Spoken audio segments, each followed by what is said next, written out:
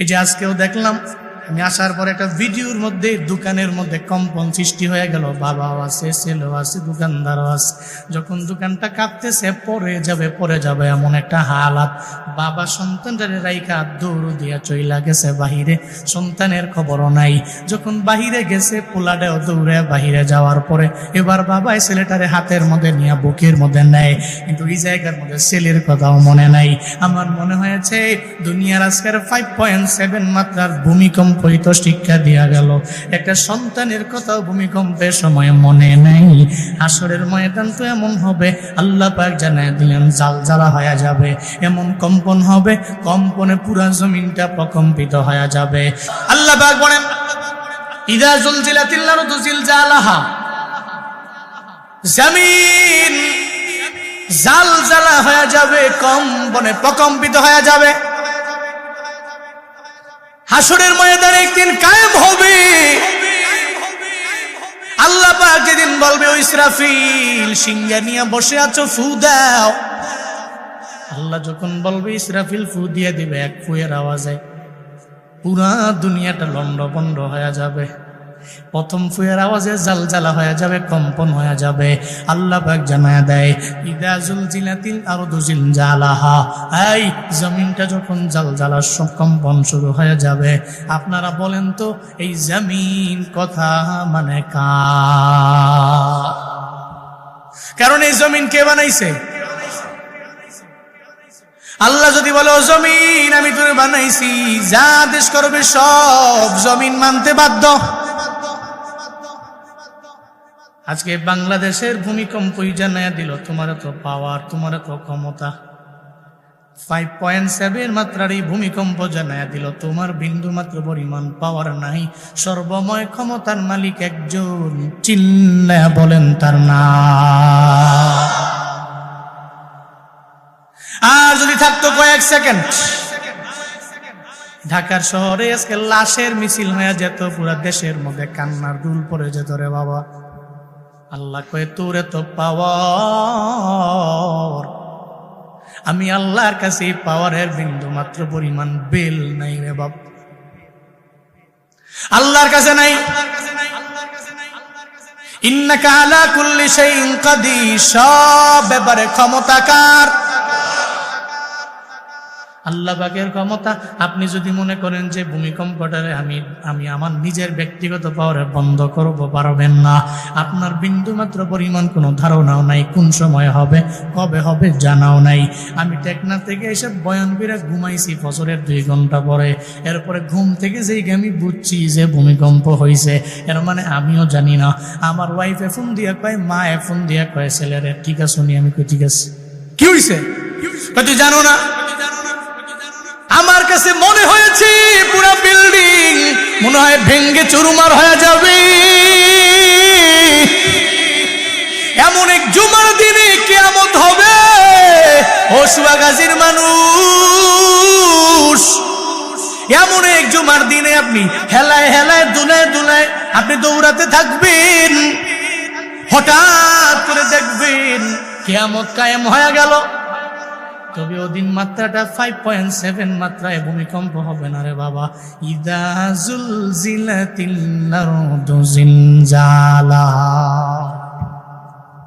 এই জন্যই তো কিয়ামতে কেউ কারো খবর নিবে না। এই যে আজকেও দেখলাম আমি আসার পর একটা ভিডিওর মধ্যে দোকানের মধ্যে কম্পন সৃষ্টি হয়ে গেল। বাবাও আছে, ছেলেও আছে, দোকানদারও আছে।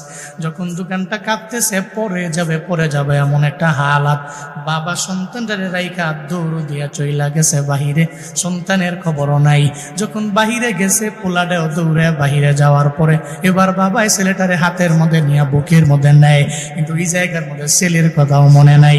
আমি এই ভিডিওটা দেখার পরে আল্লাহ পাকের ওই আয়াত আমার মনে পড়ে গেল রে বাবা। ইয়াউমা ইয়াফিরুল মারউ মিন আখি ওয়া উম্মিহি ওয়া আবিহি ওয়া সাহিবাতিহি ওয়া বানি। আল্লাহ পাক বলছেন হাসরের ময়দানে এত ভয়ঙ্কর, ওদিন মেয়ে মার খবর নিবে না, মা মেয়ের খবর নিবে না, এই বাবা সন্তানের খবর নিবে না, সন্তান বাবার খবর নিবে না, কেউ কারো খবর নিবে না। ওদিন আপনি একা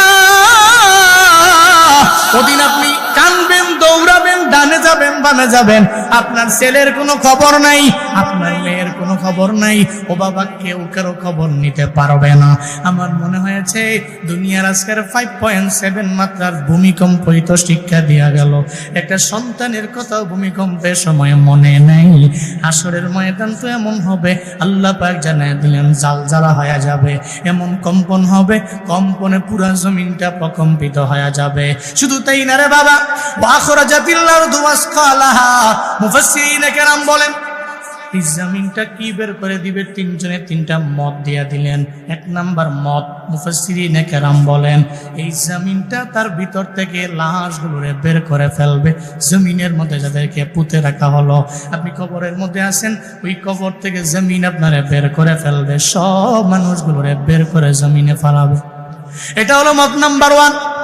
2 নাম্বার মত হলো আল্লাহ পাক যে বললেন জমিন বের করে দিবে, জমিন আপনার যত সত্য মিথ্যা যা আছে সব আপনার বের করে দিবে রে বাবা, এটা 2 নাম্বার মত। 3 নাম্বার মত হলো এই জমিনের নিচে আছে স্বর্ণ, এই জমিনের নিচে আছে রৌপ্য, এই জমিনের নিচে আছে মুক্তামাণিক্য, এই জমিনের নিচে এত এত খনিজ সম্পদ আছে, এই সম্পদ সব জমিনের নিচে রেখে দিয়েছেন কে? জমিন ওদিন বের করে দিবে, জমিনের মধ্যে কিচ্ছু থাকবে না। ওয়াখরাজাতিল আরদু ওয়াসকালাহা, জমিন সব বের করে দিবেন। মত নাম্বার 3, মুফাসসিরিনে কেরাম জানায় দিলেন স্বর্ণগুলো, রৌপ্যগুলো, মুক্তামাণিক্যগুলো বের করে ফেলবে। এই হাদিস দ্বারাও বোঝা যায় আল্লাহ পাক রব্বুল আলামিন এটাই বুঝাইলেন, জমিন বের করবে স্বর্ণ রৌপ্য। মহানবী বলেন আমার পয়গম্বর জানায় দেয় সাহাবায়ে কেরামেরা, এই উম্মতেরা, হাসরের ময়দান যেদিন কায়েম হয়ে যাবে, জমিন থেকে যত স্বর্ণ আছে, রৌপ্য আছে, মুক্তামাণিক্য যা আছে, এই জমিনে যত সম্পদ, সব সম্পদগুলো জমিন বের করে ফেলবে। ওদিন যেই বান্দা নাফরমান, যেই বান্দা বড় গুনাহগার, হাসরের ময়দানে ওই যেদিন কায়েম হয়ে যাবে, যেই বান্দা আরেকজনকে মেরে ফেললো, নিজের হত্যাকারী বানাইয়া নিজে জমিনের মধ্যে চলাফেরা করলো, ও তখন দেখবে এই জমিনের মধ্যে দিন মণিমুক্তার কোনো অভাব নাই। আমরা বুঝি এই মণিমুক্তার জন্যই বুঝি আর একজন বাইরে আমরা মারলাম। শুধু তাই না রে বাবা, নবী কয় ওদিন আফসোস করে করে বলবে কি করলাম, এইটার জন্যই বুঝি আমরা চুরি করলাম, আর এই চুরির দায়ে আমার হাতটাও কেটে ফেলা হলো। আমি হাত কাটালো আমার জিন্দেগি আমি চালাইলাম, আমার হাতটা বুঝি কাটছে আমার চুরির কারণে, এই স্বর্ণ রৌপ্যের রূপে বুঝি আমি চুরি করতে গেলাম। শুধু তাই না, ওদিন বান্দা আফসোস করে করে বারবার বলবে আমার চুরি করা ঠিক হয় নাই, আমার মিথ্যা কথা বলা ঠিক হয় নাই। ওদিন বান্দারা একজন ওই স্বর্ণ রৌপ্যের দিকে ফিরেও তাকাবে না, জমিন সব বের করে দিবে আর পুরো তাকাবে না। ও বলবে তোরা আমাদের কাল, এই স্বর্ণ রৌপ্য, এই মণি মুক্তা মাণিক্য, তোরা আমাদের কাল, তোদের কারণে জমিনের মধ্যে ভাই ভাইরে আমরা মেরে ফেললাম, তোদের কারণে মুসলমান মুসলমান আমরা দ্বন্দ্ব লাগাইলাম, তোদের কারণে তোর কারণে আমি চুরি করতে গেলাম, ডাকাতি করতে গেলাম, আমি দুর্নীতি লাইনে আগায় গেলাম খালি বড় লোক হওয়ার জন্য। সুইস ব্যাংকে আমার অ্যাকাউন্ট লাগবে 2-3টা, আমার থাইল্যান্ডে বাড়ি বানানো লাগবে 2-3টা, এই চিন্তা নিয়ে আমি রডের বদলে বাঁশ দিয়ে রাস্তা বানাইলাম। আজকে তো এই স্বর্ণ মুক্তা মাণিক্য সব জমিনের মধ্যে পড়ে আছে, আমার এই জমিনের স্বর্ণ মণি মুক্তা তো আমার আর লাগবে না। ওদিন ভক্ষেপ করবে না, তাকাবেও না, বান্দা শুধু দৌড়াবে, কারণ ওদিন তো কেউ কারো খবর নিবে না। ওয়াকালাল ইনসানু মা লাহা, সব মানুষ বলতে থাকবে মা লাহা, জমিনের এমন কি হয়ে গেল, জমিন এমন করে কেন, সব বের করে দেয় কেন? লন্ডভন্ড কেন হয়ে গেল জমিন? এই চিন্তা নিয়ে নিয়ে মানুষগুলো বলবে জমিনের কি এমন হয়ে গেল, কি এমন হয়ে গেল। এরা সব দৌড়ে দৌড়ে বলতে থাকবে। মুফাসসিরিনে কেরাম বলেন, যেই বান্দা দুনিয়াতে নামাজি আমল করনেওয়ালা, যেই বান্দা আল্লাহর প্রতি ঈমান আনে, ও তো মক্তবের মধ্যেও যায় পড়ল ওয়াল ইয়াউমিল আখিরের প্রতি আমি ঈমান আনলাম, ওয়াল বাসি বাদাল মাউতের প্রতি আমি ঈমান আনলাম। মৃত্যু তো আমার শেষ না, আমার মরণের পরে আখিরাত আছে না নাই? ঈমান আসেনি? আছে। আল্লাহর দরবারে জীব জবাবদিহিতার কাঠগড়ায় আমি দাঁড়াবো। আমার এই ব্যাপারে ঈমান আছে, এই জন্য তো আমি ঈমানদার। এই জন্য কবরের জিন্দেগির পরে ইসরাফিলের ফুয়ের আওয়াজে যেদিন কিয়ামত হয়ে যাবে, কোনো মুসলমান বান্দা বলবে না জমিনের এমন কি হয়ে গেল। এরা চিন্তাও করবে না, টেনশনও করবে না, কিন্তু কুফফারদের মাথা গরম হয়ে যাবে। এরা বলবে আমরা দুনিয়াতে আল্লাহ মানি নাই, আমরা দুনিয়াতে জান্নাত মানি নাই, আমরা দুনিয়াতে জাহান্নাম মানি নাই, আমরা দুনিয়াতে আখিরাত মানি নাই, আমরা দুনিয়াতে আল্লাহ রাসূল কিছুই বিশ্বাস করলাম না, আমরা দুনিয়াতে কোনো কথাই তো উলামায়ে কেরামের মানলাম না। হায় হায় কি হয়ে গেল? হাত্তা আতানাল ইয়াকিন। যেই দিনটারে আমরা ভুইলা গেলাম, যেই দিনটার কথা আমরা ফিকিরের মধ্যে নিলাম না, আমরা চিন্তাও করলাম না, এখন তো ঠিকই হুজুরদের কথা অনুযায়ী জমিনটা তো কেমন হয়ে গেল। এই যে কম্পনে প্রকম্পিত হয়ে গেল পুরা জমিনটা, মাথা নষ্ট হয়ে যাবে। আর বলবে ওয়াকালাল ইনসানু মা লাহা, জমিন তোর কি হইল? তুই কেন এমন করো? কেন তুই এমন করো? আমি তো তোর জায়গার মধ্যে ছিলাম, তুই তো জীবনেও কোনোদিন এমন করো নাই। কেন করো রে জমিন? জাহান্নাম জান্নাত সব কিছু তো এই বান্দা বিশ্বাস করে নাই। ও চিন্তা করবে এখন তো আমার বিচার হবে, জবাবদিহিতার কাঠগড়ে আমার দাঁড়ানো লাগবে, মানুষগুলো পাগলের মতো হয়ে যাবে। এরপরে আল্লাহ পাক রব্বুল আলামিন জানায়া দেয়, ইয়াউমাইদিন তুহাদ্দিসু আখবারাহা। আল্লাহ পাক বলেন ওদিন জমিন খবর দিয়া দিবে, সংবাদ দিয়া দিবে জমিনের কি হয়ে গেল। জমিন তো নিজের কথায় চলে না, নিজের মতো করে চলে না। জমিন কথা মানে কার? قالوا يا ويلنا من بعثنا من مرقدنا هذا ما وعد الرحمن وصدق المرسلون। চিল্লা জোরে করে পড়েন আল্লাহু আকবার। আল্লাহ পাক সূরা ইয়াসিনে বললেন ওদিন অবিশ্বাসীরা এরা বলবে ইয়া ওয়াইলানা মান বাসানা মিন মারকাদিনা, আমরা তো কবরের মধ্যে শুয়ে আছি, এই শায়িত অবস্থা থেকে কে আমাদের আবার পুনরুত্থান করলো, কে আবার এই কবরের মধ্য থেকে আমাদের উঠাইলো। অবিশ্বাসীরাই কথা বলবে আর এরা বলতে থাকবে মিম্মার কাদিনা হাদা মা ওয়াদার রহমান ওয়া সাদাকাল মুরসালুন। তখন জমিন নিজেই বলবে, এই যে আল্লাহ পাক জানায়া দিলেন ইয়াউমাইদিন তুহাদ্দিসু আখবারাহা, ওদিন তো জমিন নিজের জবান জমিনকে আল্লাহ পাক খুলে দিবে, আল্লাহ জমিনকে এমন পাওয়ার দিয়ে দিবে। জমিন বলবে এই কাফেরেরা তোরা জানা নাই, দুনিয়াতে এতটুকু জানছো, যদিও জানছো কিন্তু মানো নাই, তোমাদের ব্রেইনের মধ্যে ছিল কিন্তু মানো নাই। একটা হিন্দুও জানে মুসলমানের ধর্মের মতো শান্তির ধর্ম কোনোটা নাই, একটা খ্রিস্টানও জানে ইসলাম ধর্মের মতো শান্তির ধর্ম কোনোটা নাই, একটা বেদিনও জানে আমগো ধর্মের মতো শান্তির ধর্ম দ্বিতীয় সেকেন্ড নাম্বার কেউ নাই, কিন্তু জানা আছে রে মানা নাই। মনে রাখবেন বাবা, সব জানেন মানেন না, এর মানে আপনি মানলে ওয়ালা ইমানদার না, ঠিক কিনা? ঈমান তো তিনটার পরিচয়, আল ইকরার বিল লিসান, ওয়াস তাকদীক বিল জিনান, ওয়াল আমালু বিল আরকান। আপনি এক নম্বরে কালেমা পড়লেন লা ইলাহা ইল্লাল্লাহ, আপনি পড়ে নিলেন, মৌখিকভাবে স্বীকৃতি দিয়ে দিলেন আপনি মুসলমান, পরিপূর্ণ হন নাই। এরপরে আপনার অন্তরের মধ্যেও লালন করলেন আল্লাহ ছাড়া কোনো ইলাহ আছে, আল্লাহ ছাড়া কোনো ইলাহ নাই। এটা আপনি অন্তর দিয়ে পরিপূর্ণ বিশ্বাস করে নিলেন না বাবা। এরপরে 3 নম্বরে আপনার এতটুকু বইলেই তো ক্ষান্ত নেই, এরপরে আমল করা লাগবে। আল্লাহ যা বললেন তা মানবেন। আল্লাহ যদি বলে ডানে যাও, ডানে যাবেন। নবী বলছে তুই বামে যাও না, বামে যাওয়া যাবে না। এর মানে আমল বিল আরকান, আরকানের দ্বারা আমলও করা লাগবে কি লাগবে না? লাগবে না? আপনাদের এলাকায় হিন্দু আছে না নাই? আসেনি? হিন্দু আছে। হিন্দু যে বাজার থেকে বাজার করে, এই বাজার থেকে আপনি বাজার করেন না? করেন? হিন্দু যে মুদি দোকানে যায় আপনি জান না? হিন্দু জান থেকে পাঞ্জাবি বানায় বা শার্ট বানায়, আপনি ওখান থেকে মনে হয় পাঞ্জাবি বানান না? বানাননি?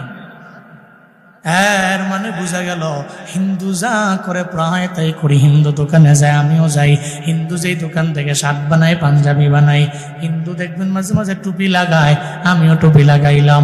আবার হিন্দুর গালের মধ্যে দাড়ি আছে না নাই? রবীন্দ্রনাথ ঠাকুর দাড়ি আছে না নাই? ছোট না বড়? এর মানে সে মুসলিম? কথা বলে না কেন?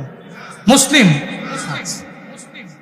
আবার বহু এমন হিন্দু আছে যারা গরুর গোশত খায়। কি আজ নাই? আরে আমগো এলাকায় হিন্দু অভাব নাই, আমার ডানে বামে বাড়ির অভাব নাই। একদিন আমি বাড়ি থেকে বেরোইছি, প্রোগ্রামে যাব, বাজারে আসার পরে হিন্দু আমার গাড়ি ব্রেক দিয়েছে সামনে দাঁড়ায়। আমি গ্লাস নামে বললাম কিরে কিছু বলবা? প্রতিদিন মাহফিলে যান, আমগরে কি নেওয়া যায় না? আমি কয় কি বলে কি? এরপরে আমি বললাম তুমি হিন্দু, তুমি কি মাহফিলে যাবা? মুসলমানরা মাহফিলে যাবে, তুমি তো অপবিত্র। হুজুরে কয় কি? একটু আগে স্নান করে এলাম। স্নান বলে একটু করেছে, এলাকা তো পবিত্র। আমি কই এই পবিত্র, এই পবিত্র না, তুমি বুঝছো না। আচ্ছা তো কি কি বলতে চাও বলো? আসলে মনটায় চায় মাহফিলে যাওয়ার, আমরা তো জানি হুজুর গো খাউন বলা। এর মানে হিন্দুরাও জানে যে হুজুর গো, বাংলাদেশের মানুষ কিছু জানুক বা না জানুক এতটুকু জানা আছে যে হুজুরদের খাওয়ান ভালো হয়। আলহামদুলিল্লাহ আমি খাওয়ান ভালো, আমরা অস্বীকার করি না। কে খাওয়ায়? ঠিক আছে খাওয়ান ভালো, এটাও বুঝছি। কি বলতে চাও? আমরা তো মাহফিলে গেলে মোটামুটি একেবারে ইনটেক গরু গোশত আইন্দা রাহে গরম গরম। তো মাঝে মাঝে আম করে নিলে, আমি তো গরিব মানুষ, মাহফিলে কি আপনার পরিচয় দিয়েন না যে আমি হিন্দু? বৈশা বৈশা মোটামুটি গরু গোশত দিয়ে তোকে ভাত খাইয়া ফেটটা বইরা এরপরে আপনার ওয়াজ হই না বাইতে ফিরাম। এর মানে বোঝা গেল হিন্দু গরুর গোশত খায় কি খায় না? আপনি যেই দোকানে গেলেন ও গেল, আপনার গায়ে পাঞ্জাবি, ওর গায়ে পাঞ্জাবি। শুধু তাই না, মাঝে মাঝে দেখবেন একটা হিন্দু বলবেন হিন্দু তুমি পড়ো লা ইলাহা ইল্লাল্লাহ, দেখবেন মজার চলেও বলে ফেললো লা ইলাহা ইল্লাল্লাহ। তাহলে হিন্দু আর আপনার মাঝে পার্থক্যটা কোথায় রে বাবা? এই যে ঈমানটা পরিপূর্ণ বানানোর জন্য, ঈমান পরিপূর্ণ বানানোর জন্য লাগবে আমল, লাগবে নামাজ, লাগবে রোজা, লাগবে নেক আমল। ও বান্দারা, আপনি নামাজ ছাড়া পরিপূর্ণ ঈমানদার হতে পারবেন না, জীবনেও কোনোদিন এটা সম্ভব না। এর মানে বোঝা গেল একটা হিন্দু কালেমা পড়লেও সে মুসলমান হতে পারবে না। কোন কারণে? কারণ সে নামাজের দিকে আগায় না। আপনি যখন নামাজের দিকে আগাবেন, নামাজি হবে আপনার কালেমার পরিচয়, ঠিক কিনা? থেকে নিয়ত করেন 5 ওয়াক্ত পারেন না, আস্তে আস্তে আগান। দুইটাই যদি আমি আপনাদের কই তুই 5 ওয়াক্ত নামাজও পড়বি, তুই মসজিদে ঢুকা একবার টানা 40 মিনিট বইয়া থাকবি, একবার নামাজই পড়তে না। অন্তত পক্ষে ফরজটা পড়ে আগান না। ফমসাই পড়ে না, ফাওটাও দুইটা কোনো নাম রুয়াই বয়ে না, এমন ভাবে কয় এত কেউ মাগো মাঝে এই কষ্টের কাম, এই 30-40 মিনিট লাগায় ইটা দাদা ইটা আমার দ্বারা না। আর অন্তত পক্ষে আপনি আস্তে আস্তে আগান না। আজকে 3 ওয়াক্ত পড়েন না, কালকে আবার 4 ওয়াক্ত করেন, আস্তে আস্তে করেন। অটোমেটিক্যালি কোনো একদিন আল্লাহ কবুল করে নিলে আপনি 1-1.5 মাস 2 মাস পর থেকে 5 ওয়াক্ত নামাজের একটা মজা পাবেন। আচ্ছা, রমজানে মসজিদের মধ্যে মুসল্লি কম না বেশি? রমজানের পরে আমি বুঝলাম না বিষয়টা। এই রমজানের মধ্যে এই মানুষটি নামাজ পড়তে পারে, রমজানের পরে কি মাফ নাকি? মাফ তো রমজানের পরে পরে নাকি? যে বেড়ায় রমজানে পারে এবারে তো রমজানের পরেও পারে। এর মানে শয়তানের ধোঁকা। কার ধোঁকা? মূলত এবারে রমজানে পারছে না, রমজানে এবারে খাওয়ান নাই, ফেডু বুক ক্ষুদা, সে তো হাংরি, এরপরেও সে নামাজ পড়ে, 5 ওয়াক্ত নামাজ পড়ে, তিলাওয়াত করে, এরপরে খারাপ কিছুর দিকে যায় না। তো রমজানে পারলে বাকি 11 মাস কেন পারে না? উত্তর হলো শয়তানের ধোঁকা। মূলত আর কোনো কাজ নাই। শয়তান ধোঁকা দেয়, প্রতারণার ফাঁদে ফেলায়, প্ররোচনা দেয়, তুই রমজানে পড়িস, রমজানের বাইরে পড়িস না। আল্লাহ আমাদের সবাইকে সর্বাবস্থায় 5 ওয়াক্ত নামাজ পড়ার তৌফিক দান করেন। এটা বাবা আমাদের পরিচয়। এটা কি? আমি যে নামাজ পড়ি, আমি একজন মুসলিম, এটা আমার পরিচয়। আপনি যা করেন, চারদিকে ডান বাম কত কিছু করেন না, আপনারা কত কিছুই তো করেন, নামাজটা ঠিক রাখেন। খুদার কসম 1 মাস 2 মাস 3 মাস 1 বছর পড়বেন, এই নামাজ আপনারে ডে বাই ডে খারাপ কাজগুলো থেকে দূরে ঠেলে দেবে। এ ওয়াদা কার? ইন্নাস সালাতা তানহা আনিল ফাহশাই ওয়াল মুনকার ওয়া লাযিকরুল্লাহি আকবার আল্লাহু ইয়ালামু মা তাসনাউন। চিল্লায়া পড়েন আল্লাহু আকবার। আল্লাহ পাক বলেন, ইন্নাস সালাতা তানহা, তুমি নামাজ পড়েছো, তোমার নামাজ 1 দিন হয়ে গেল তোমারে খারাপ কাজ থেকে ফিরায় না, 2 দিন হয়ে গেল ফিরায় না, 3 দিন হয়ে গেল ফিরায় না, 1 মাস হয়ে গেল ফিরায় না, 2 মাস হয়ে গেল ফিরায় না, 1 বছর হয়ে গেল ফিরায় না। আল্লাহর কসম নামাজটারে কন্টিনিউ রাখো। হঠাৎ করে একদিন দেখবা গুনাহের দিকে তোমার মনটা যায় না, তুমি সগীরা গুনার দিকেও যাও না, কাবিরা গুনার দিকেও যাও না। তখন নামাজ তোমারে বলবে, এই তুই আমারে পড়ো, তুই আবার এই নামাজ পড়ার পরে নিজের মুসল্লি বানাইয়া এরপরেও কেন তুই অন্যায় কাজের মধ্যে যাও, এরপরেও কেন হারামের দিকে দৌড়াইয়া যাও। দেখবেন নামাজটা আপনার গালিগালাজ থেকে দূরে রাখবে, মিথ্যা কথা থেকে দূরে রাখবে, অন্যায় থেকে দূরে রাখবে। এক কথায় নামাজ আপনারে সব গর্হিত কাজ থেকে দূরে রাখবে। চিন্না বলেন ঘোষণাকার। তাহলে হাসরের ময়দানে জাহান্নামীরা বলবে, এই জমিনের কি হয়ে গেল? তখন জমিন বলবে, তোর জানা নাই, হাদা মা ওয়াদার রহমান ওয়া সাদাকাল মুরসালুন। আল্লাহ পাক রব্বুল আলামিন বলেন, জমিন বলবে, এটাই তো ছিল আমার আল্লাহর প্রতিশ্রুতি যে দুনিয়ার পরে আখেরাত আছে। এই ভুইলা যেও না, আমি আল্লাহ তোমার জবাবদিহিতার কাঠগড়ায় দাঁড় করাবো না, এই বিষয়ে তুমি ভুইলা যেও না। দুনিয়ার পরে যে আখেরাত আছে, এই আখেরাতের প্রতি চিন্তা নিয়ে তুমি আগায় যাও। হাদা মা ওয়াদার রহমান, এটা হলো আমি রহমানের ওয়াদা, এটা হলো আমি রহমানের প্রতিশ্রুতি, এটাই তো আমি আল্লাহ কমিটমেন্ট করেছি। তোর দুনিয়ার পরে হলো আখিরাত। আর ওয়াসাদাকাল মুরসালুন, সমস্ত রাসূলেরা এই বিষয়ে সত্যায়ন করে বললেন দুনিয়ার পরে আখিরাত আছে, এতে বিন্দু মাত্র পরিমাণ কোনো সন্দেহ নাই। জমিন জবাব দিয়ে দিবে, এজন্য আমি এমন করি কারণ আখিরাত। কিন্তু মুমিনের জীবনে কোনো চিন্তা নাই। মুমিন মনে মনে চিন্তা করবে, মুলাকাত পাবো আমি আল্লাহর, আমি জান্নাতে যাব, মুলাকাত পাবো আমি আল্লাহর, আমি জান্নাতে গেলে তো আমার ফায়দা। এটা মুমিন চিন্তা করে নিবে, এটা ঈমানওয়ালা বান্দারা চিন্তা করে নিবে। এজন্য আখিরাত দেখে ওর মন ঘাবড়াবে না, ও চোখের পানি ফালাইয়াও কানবে না। ও চিন্তা করবে মিজানের দাড়ি পাল্লায় আমার ডান হাতের মধ্যে আমলনামা চলে আসবে। ইয়াউমাইদি ইয়াসদুরুন নাসু আশতাতান লিউরাউ আমালাহুম। চিল্লায় পড়েন আল্লাহু আকবার। এরপরে আল্লাহ পাক বলেন, ইয়াউমাইদি ইয়াসদুরুন নাস আশতাতান লিউরাউ আমালাহুম। জমিন সেদিন, জমিনের মধ্যে প্রত্যেকটা মানুষ, ইয়াসদুরুন নাস আশতাতা, এরা দলে দলে দলে দলে ভাগ হয়ে যাবে। কিন্তু যতই দল হবে, মূল দল 2টা। কয়টা? বলে না মূল দল কয়টা? একদল জান্নাতি, পথ কয়টা? দুইটা। মূল পথ, মূল মত দুইটা।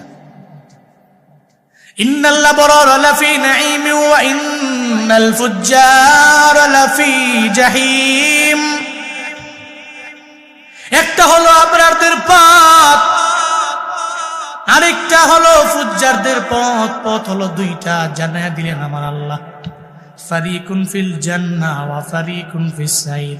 চিল্লা বলেন পথ কয়টা, লাইন কয়টা? এক নাম্বার লাইনটা হলো জান্নাতের লাইন, আবার যেই লাইনটা বামের লাইন এটা জাহান্নামের লাইন। ওদিন দল হয়ে যাবে দুইটা, এক দল যাবে মিজানের দাড়ি পাল্লায় দৌড়াইয়া, এরা যাওয়ার পরে ডান হাতের মধ্যে আমল নামা নিয়ে নিবে। ডান হাতে আমল নামা পাওয়ার পর আল্লাহ জানায়া দিবে, তোরে তো আমি জাহান্নামে দিতে পারি না, এটা আমি আল্লাহর ওয়াদা। ডান হাতের মধ্যে আমল লইয়া পুলসিরাত পার হইয়া এই মুহূর্তে তুমি জান্নাতে চলে যাও। আরেক দল পাবে বাম হাতে আমল নামা, যেই বান্দা পাবে ডান হাতে আমল নামা পুলসিরাত পার হয়ে চলে যাবে জান্নাতে। আর যে বাম হাতের মধ্যে আমল নামা পাবে তার কপাল তো পুড়ে গেল, জাহান্নামের অতল গর্ভে পড়ে যাবে। পুলসিরাত জীবনেও কোনোদিন পার হতে পারবে, পুলসিরাত তো পার হতে পারবে না, রবের জান্নাতেও যেতে পারবে না, জাহান্নামের অতল গর্ভের মধ্যে বান্দা পড়ে যাবে। আল্লাহ পাক সেই কথাই জানায় দেয়, ওদিন এমন হবে দলে দলে মানুষগুলো ভাগ হয়ে যাবে, দলে দলে এরা ভাগ হয়ে যাবে। শুধু তাই না, সব বান্দারা এদের আমলগুলো দেখতে পাবে। ফামান ইয়ামাল মিসকালা যাররাতিন খায়রান ইয়ারাহ। যাররা পরিমাণ নেকি তুমি করেছো, ওই যাররা পরিমাণ নেকিও দেখতে পাবে রে মুমিন। যত নেক আমল জিন্দেগিতে তোমার, সব জিন্দেগির নেক আমল বান্দা তুমি পাবা। আল্লাহ পাক বলবে না তো ছোট নেকটারে আমি আল্লাহ বাদ দিয়ে দিলাম, ফালাইয়া দিলাম, উঠায় নাই। মাল্লা ওই যেমন দুইজন যে আছে কিরামান কাতিবিন, ওই দুইজনের একজন যে সম্মানিত লেখক ফেরেশতা, উনি উঠায় নাই, উনি তোমার নেকের কথাটা উঠায় নাই। আল্লাহ এটা বলবে না, আল্লাহ বলবে ফামান ইয়ামাল মিসকালা যাররাতিন খায়রান ইয়ারা। প্রত্যেকটা যাররা থেকে যাররা পরিমাণ নেকি বান্দার আমল নামায় উঠবে। আল্লাহ পাক রব্বুল আলামিন ওদিন বান্দারে দেখায় দিবে, কোন সুবহানাল্লাহ। যাররা কি, যারাটা কি বুঝেন? একটা ছোট বালুকণা 70টা ভাগ করলে কয়টা? 70টা ভাগ করলে দেখেন, ছবি দেখবেন, ওইটা হইল জাররা। সুবহানাল্লাহ পড়বেন না আপনার? এই জাররা পরিমাণ, এই জাররা পরিমাণ নেক যদি হয়, আপনার সুন্দর করে বুঝাইয়া দিয়ে দেওয়া হবে। সূরাতুল জিলজালের 7 নম্বর আয়াতে আল্লাহ এটা বলছেন। আরেকটু বুঝার সুবিধার্থে বলি, যাদের টিনের ঘর আছে, এই টিনের ঘরের মধ্যে দেখবেন টিনের চালের মধ্যে মাঝে মাঝে ছিদ্র থাকে না, ছিদ্র। সকালবেলা 7টা-8টা বাজে যখন সূর্য উঠছে, আলো দিছে, একটা আলোক রশ্মি দেখবেন আপনার টিনের ঘরে পড়ে। ওই আলোক রশ্মিতে দেখবেন কত বালু দেখা যায়, কিন্তু আলোক রশ্মি যখন নিভে গেছে গা, ধরেন সূর্যটা ডুববা বৃষ্টি হয়ে পড়ছে, অথবা সন্ধ্যার সময় সূর্য ডুবে গেছে, সূর্যাস্তের পরে আপনি সারাদিন লাগে খুঁজতে ওই বালুরে পাইবেন, কথা কেন পাইবেন? এর মানে সূর্যের আলোক রশ্মিতে যেই বালিকানা দেখলেন, এটা আপনি খালি চোখে দেখতে পান না, ওইটাই হলো জাররা। এটা কি? জাররা। এবার আসেন, এই জাররা থেকে জাররা পরিমাণ নেক আমল যদি কোনো বান্দা করে, হাসরের ময়দানে আল্লাহ তার এই নেক আমলের বদলা দিবে। শুধু তাই না, শুধু নেক আমল না, وَمَنْ يَعْمَلْ مِثْقَالَ ذَرَّةٍ شَرًّا يَرَهُ। চিন্না বলেন আল্লাহু আকবার। আল্লাহ পাক বলেন, বান্দারে তুই যত গুনাহ করেছো, যত অন্যায় করেছো, সব অন্যায় দেখতে পাবে। ওদিন এমন হবে না যে আমি আল্লাহ তোর ছোট্ট একটা গুনাহ আমি আল্লাহ মাফ করে দিলাম, তুই দেখতে পাবি সব তোর রেকর্ড আছে। দুইজন সম্মানিত লেখক ফেরেশতা লেখে ফেলে, ডান কাঁধে একজন আছে, বাম কাঁধে একজন আছে। আমার কাছে মনে হয় জুনায়েদ আল হাবিবের কাঁধে আছে, অন্য জনের কাঁধে নাই।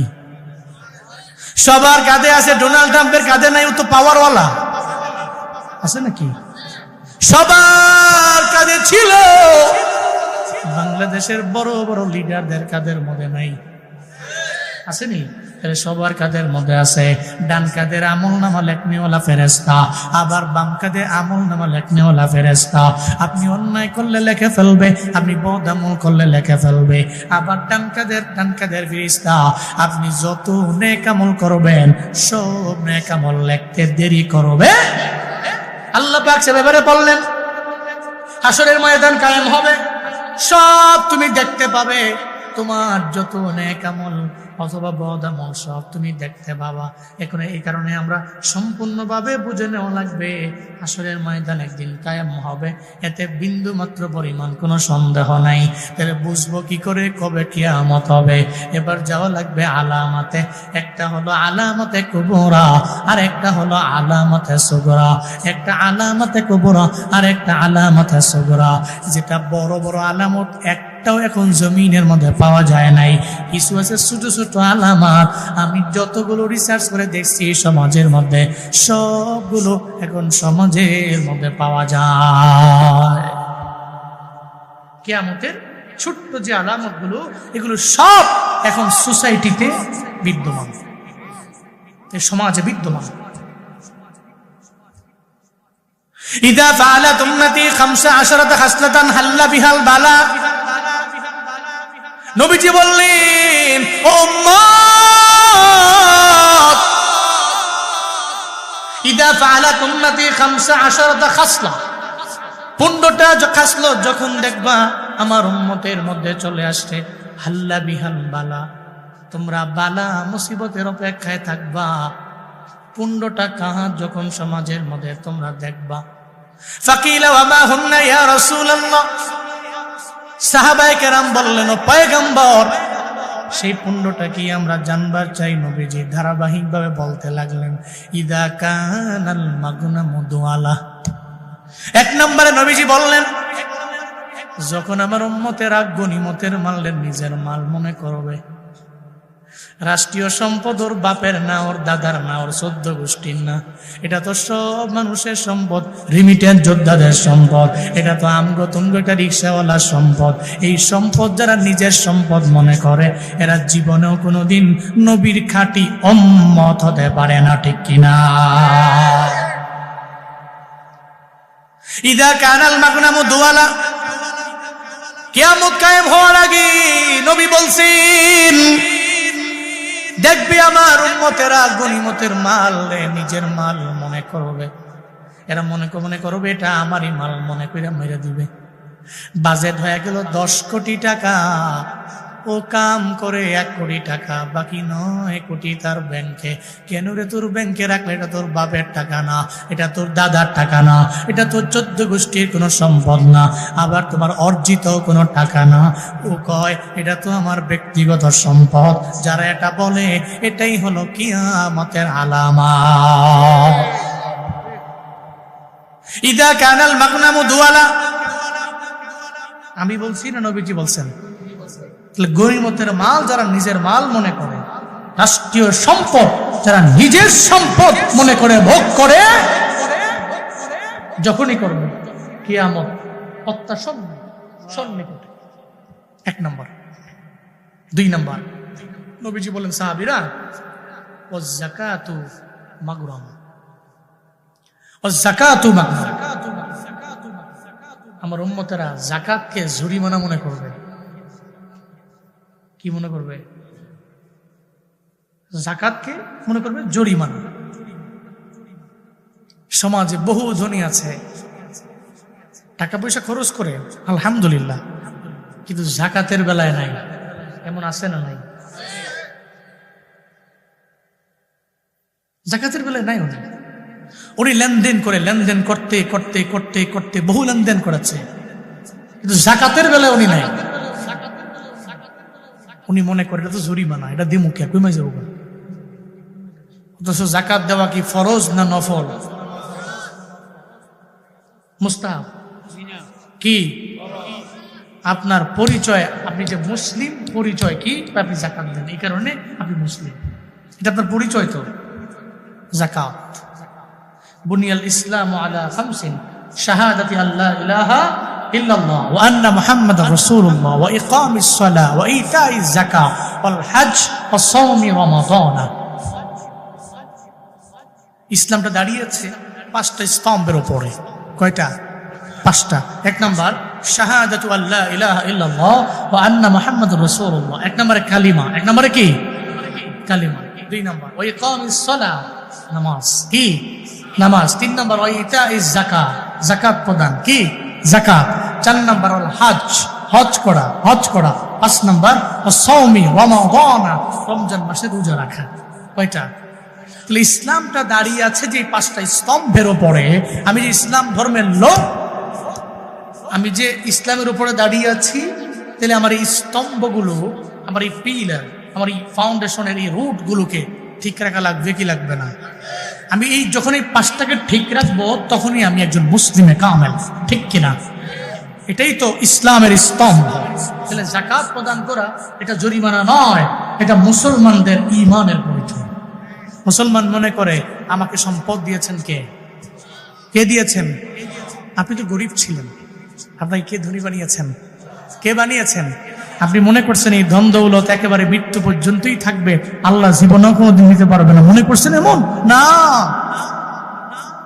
সাডেনলি তো আপনার হাতের মধ্যে কোনো সম্পত্তি নাই, আপনি আর পান না। এই ধনী, যতই বাহাদুরি করো, হঠাৎ করে দেখবা বিকেল বেলা তুমি নাই, তোমার সম্পদও নাই, তোমার বাড়িও নাই। গত 2-3 বছর আগে যে বঙ্গবাজারের মধ্যে আগুন লাগলো, এক আল্লাহর বান্দা চোখের পানি ফালায়া ফালায়া কাঁদতেছিল। আমি যাকাত দিয়েছি, আমি যাকাত দেই, রমজান মাসে আমি যাকাত দেই।